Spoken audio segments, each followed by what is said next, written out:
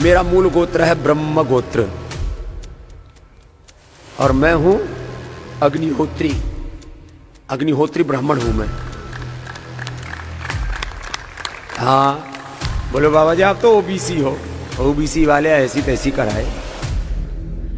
मैं हूं अग्निहोत्री ब्राह्मण, मैं हूं वेदी ब्राह्मण, मैं हूं द्विवेदी ब्राह्मण, मैं हूं त्रिवेदी ब्राह्मण और मैं हूं चतुर्वेदी ब्राह्मण। 4 वेद मैंने पढ़े।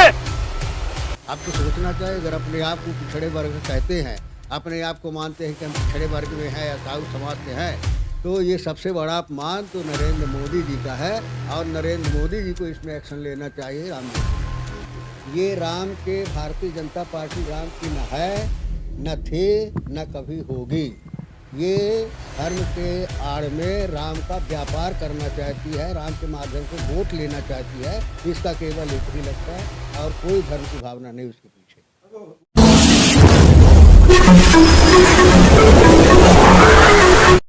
निश्चित रूप से इस तरह से रामदेव ने कोई जाति होना न होना, किसी जाति में पैदा होना, मानना न मानना, ये अपना निजी विचार है। उसमें कुछ किसी को कहने की जरूरत नहीं हो, चतुर्वेदी हो त्रिवेदी हो कोई भी हो, उससे कोई लेना देना नहीं।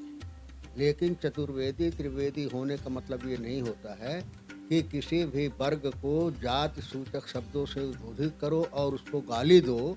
ये असंवैधानिक है और उन करोड़ों लोगों का अपमान है जिन लोगों की वजह से इस देश की अर्थव्यवस्था चलती है, जिन लोगों की मेहनत और श्रम से देश का निर्माण होता है, उस वर्ग का अपमान है। और इसमें तो मोदी जी को माने सबसे पहले सोचना चाहिए।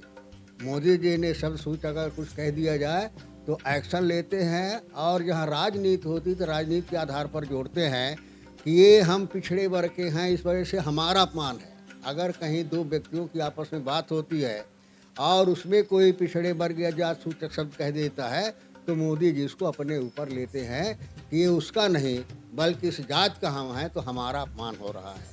अब तो सोचना चाहिए, अगर अपने आप को पिछड़े वर्ग कहते हैं, अपने आप को मानते हैं कि हम पिछड़े वर्ग में हैं या साधु समाज से हैं, तो ये सबसे बड़ा अपमान तो नरेंद्र मोदी जी का है और नरेंद्र मोदी जी को इसमें एक्शन लेना चाहिए रामदेव के खिलाफ।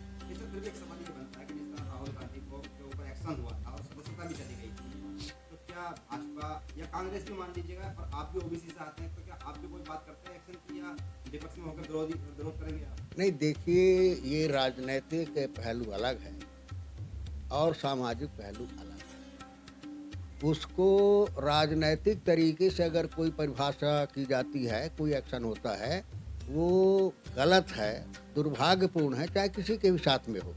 लेकिन जो सच्चाई है, यथार्थ है, उसमें संवैधानिक प्रावधानों के आधार पर निश्चित रूप से कार्रवाई होनी चाहिए। राम मंदिर के उद्घाटन से कुछ ही दिन पहले बयान आना क्या राजनीति को प्रभावित करने वाला मामला नहीं? अरे वो राजनीतिक वो पक्का व्यापारी है, स्वार्थी है रामदेव। उसको अपना धंधा चलाना है और धंधा चलाने की कुछ भी हो, लेकिन उसको ये मालूम नहीं कि अगर इसको इस प्रदेश और देश के पिछड़े वर्ग जिनकी आबादी 52% है, उन्हीं के मत्थे उनका धंधा चलता है, उन्हीं के मत्थे उनका टॉनिक चलता है, उन्हीं के मत्थे उनकी दवाई चलती है।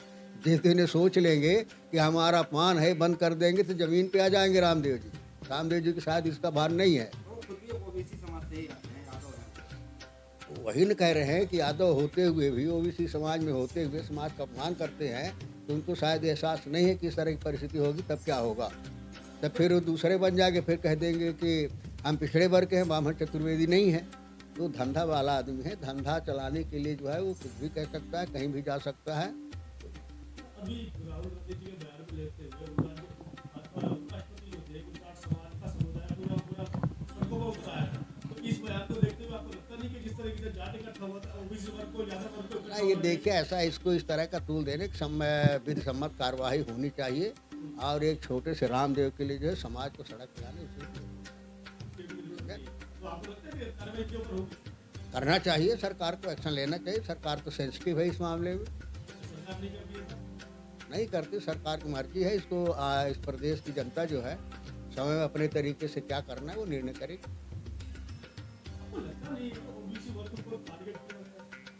ये टारगेट बताया ना हमने कि माननीय अपमान तो ओबीसी समाज का अपमान है और प्रधानमंत्री उसी वर्ग के हैं, उनका अपमान है। उनको माने जो मालिक है, जो उसके कुर्सी पर बैठा है, उसको सोचना चाहिए। पूरा हिंदू धर्म मोदी को इस समय आस्था की नज़र से देख रहा है। पूरा हिंदू हिंदू जितना भी हिंदू समाज है, हिंदू, हाँ, और साथ ही साथ वो राम के क्या कहते हैं, राम प्रतिष्ठान करने जा रहे हैं, और वो 11 दिन के यानी कि अनुष्ठान भी रख रहे हैं। तो ऐसे समय पर बाबा रामदेव का बयान आना, कहीं ऐसा तो नहीं कि राम मंदिर के उद्घाटन से मोदी को रोकना या आना? ये तो मोदी जी और रामदेव जी जाने हैं, जिनकी 60 गांठ है। इसमें हम नहीं कहना चाहते, इतने कहना चाहते हैं कि मोदी जो है, प्राण प्रतिष्ठा जो है, धार्मिक अनुष्ठान जो होते हैं, धर्म के विधि के आधार पर होते हैं। धर्म का अपना एक अलग कार्यक्षेत्र होता है, उसकी अपनी पूजा पद्धति होती है। उस पद्धति से हट करके मोदी कौन होते हैं जो प्राण प्रतिष्ठा कर रहे हैं? प्राण प्रतिष्ठा तो संतों को करना चाहिए, शंकराचार्यों को करना चाहिए। तो मोदी जी कहाँ से आ गए? मोदी कोई महाशंकराचार्य हैं क्या? लेकिन धर्म का भी राजनीतिकरण करना ये दुर्भाग्यपूर्ण है। पर कांग्रेस नहीं जा रही है पूरी तरह से उद्घाटन करने। नहीं, उद्घाटन का सवाल है नहीं, और राजनीतिक उसमें कैसे जाएगी कांग्रेस?